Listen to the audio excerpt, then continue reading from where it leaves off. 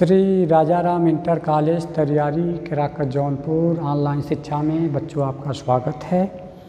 कक्षा 9 विषय जीव विज्ञान। अगले दिन का हम पढ़ चुके हैं जीवन की मौलिक इकाई। उसके बाद आगे आज है कोशिका की खोज।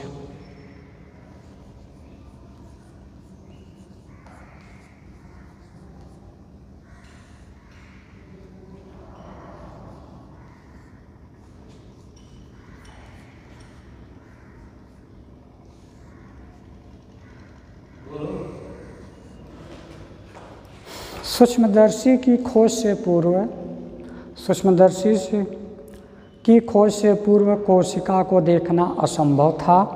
सन 1665 में रॉबर्ट हुक ने सरल सूक्ष्मदर्शी द्वारा कार्क के टुकड़े में मधुमक्खी के छत्ते जैसी संरचना को इन्होंने देखा। कार्क एक पदार्थ है जो वृक्ष की छाल से प्राप्त होता है। कार्क एक पदार्थ है जो वृक्ष की छाल से प्राप्त होता है। कार्क की पतली काट के अवलोकन करने पर इनका कहना है कार्क एक पदार्थ है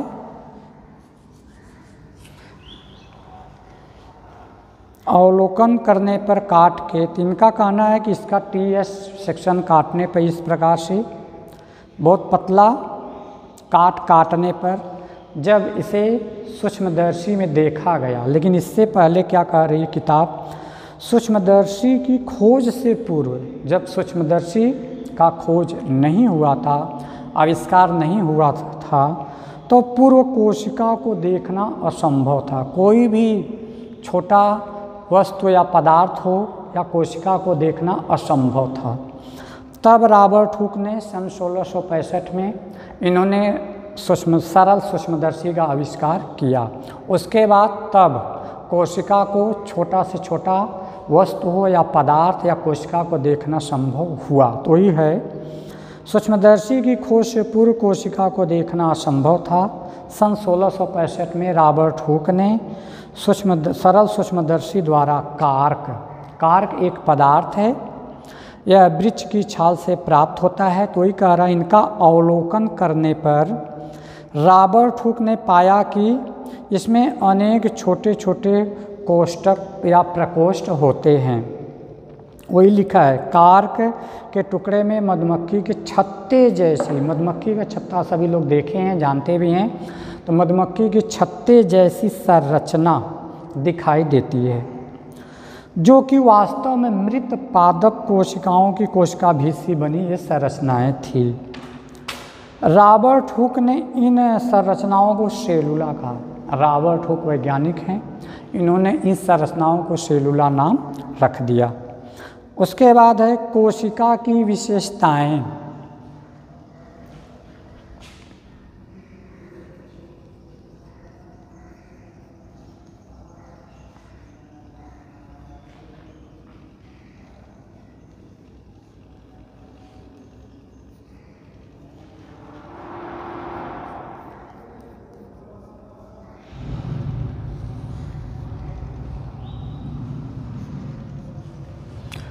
उसके बाद है कोशिका की विशेषताएं। इसकी क्या विशेषताएं थी? किसी भी जीवित कोशिका की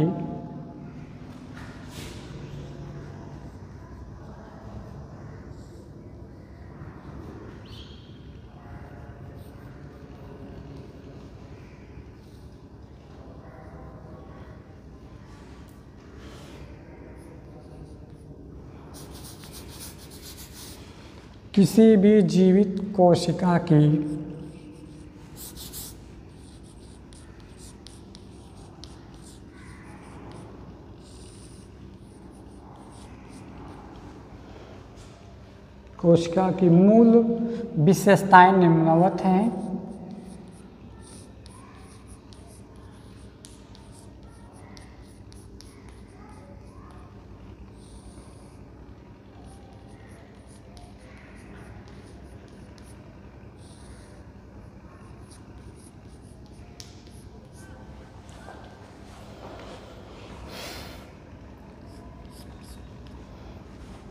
इनकी कुछ विशेषताएं निम्नवत है। पहला नंबर है, इनमें स्वतंत्र रूप से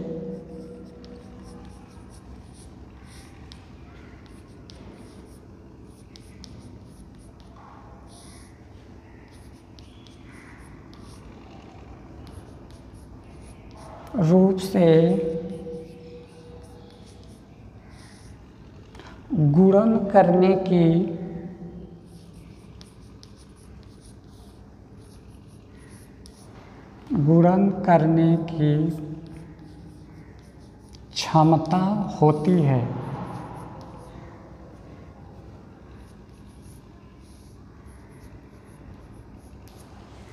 पहली इनकी विशेषता है, इनमें स्वतंत्र रूप से गुणन करने की क्षमता होती है। किसमें? कोशिका में। पहली विशेषता है। फिर इनकी दूसरी विशेषता है, इनमें आनुवांशिक सूचनाएं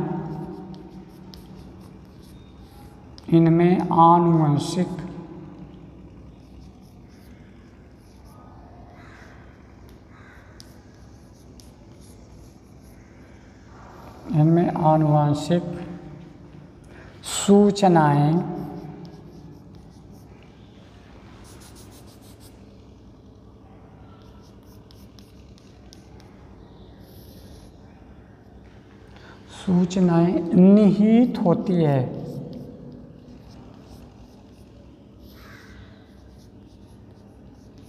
दूसरी इनकी विशेषता है, इनमें आनुवंशिक सूचनाएं निहित होती है।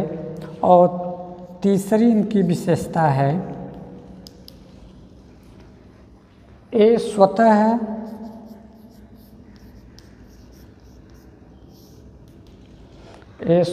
जीवन हेतु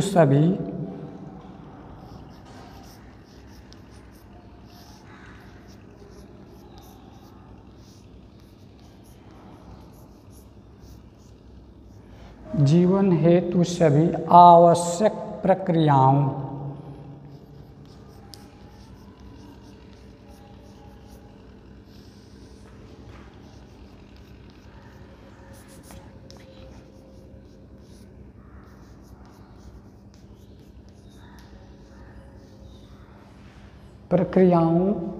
को पूर्ण कर सकती है।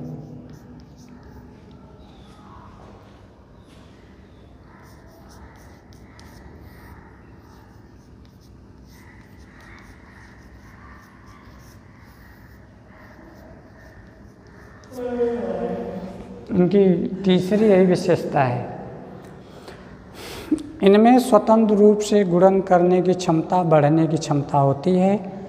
और इनमें अगला है, इनमें आनुवंशिक सूचनाएं निहित होती है, जो पीढ़ी दर पीढ़ी इस कोशिका को जीवित रखने का कार्य करती है। अगला है, ये स्वतः जीवन हेतु सभी, जीवन से संबंधित इसमें सभी आवश्यक मतलब जरूरी प्रक्रियाओं को पूर्ण कर सकती है या पूर्ण कर लेती है। उसके बाद और भी है, कोशिकाओं का आकार एवं आकृति।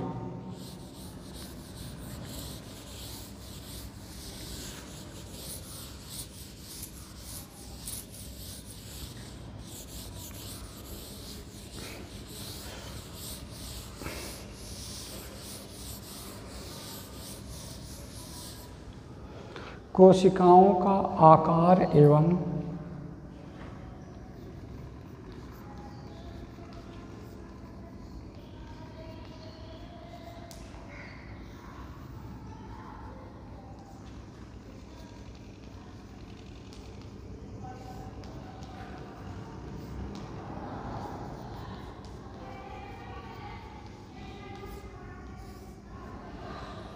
कोशिकाओं का आकार एवं आकृति।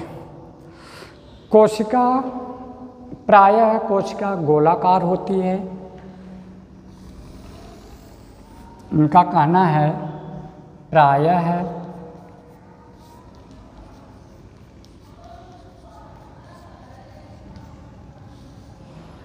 प्रायः कोशिका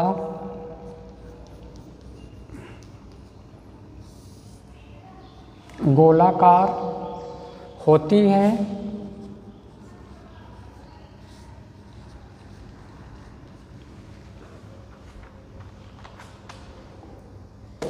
किंतु ये बहुभुजी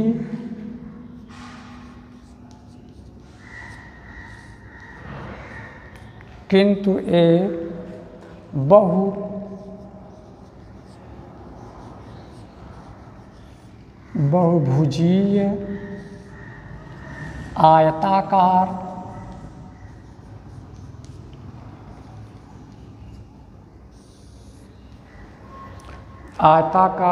बेलनाकार नलिकाकार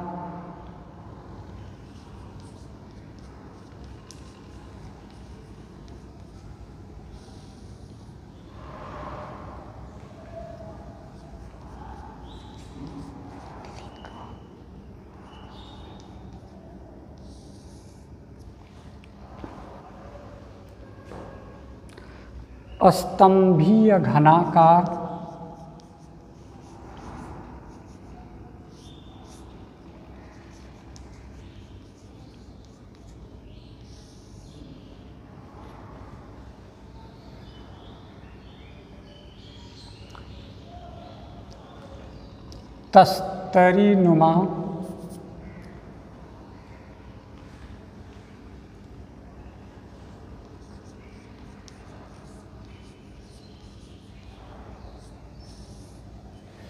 तस्तरी नुमा ताराकार द्विउत्तल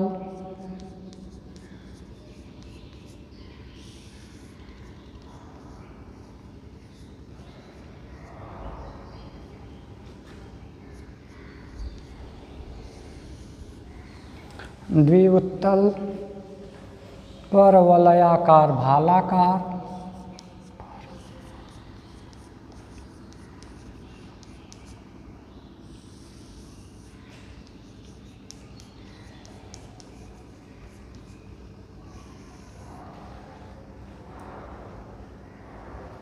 आदि हो सकती है।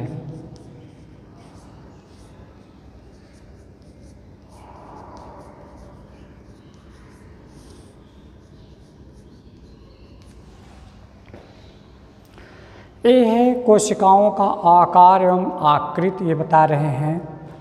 प्रायः मुख्य रूप से प्रायः कोशिका गोलाकार यानी गोले के आकार की होती है, किंतु ये बहुभुजी, इसमें कई भुजाएं जैसा होता है, जैसे आपका तंत्रिका कोशिका है, और आयताकार, लंबाई अधिक होती है, चौड़ाई कम, लगभग आयत के आकार की प्रकार की, बेलनाकार, बेलन के आकार प्रकार की, और कुछ जो है नलिकाकार, नली के आकार की, कुछ स्तंभी, खंभे के समान खड़े हुए भाग की तरह या भालाकार, या कुछ हैं घनाकार, बहुत नज़दीक पास घनाकार, तथा तस्तरीनुमा। कुछ हैं जैसे तस्तरी प्लेट होता है आपका, तस्तरीनुमा होते हैं।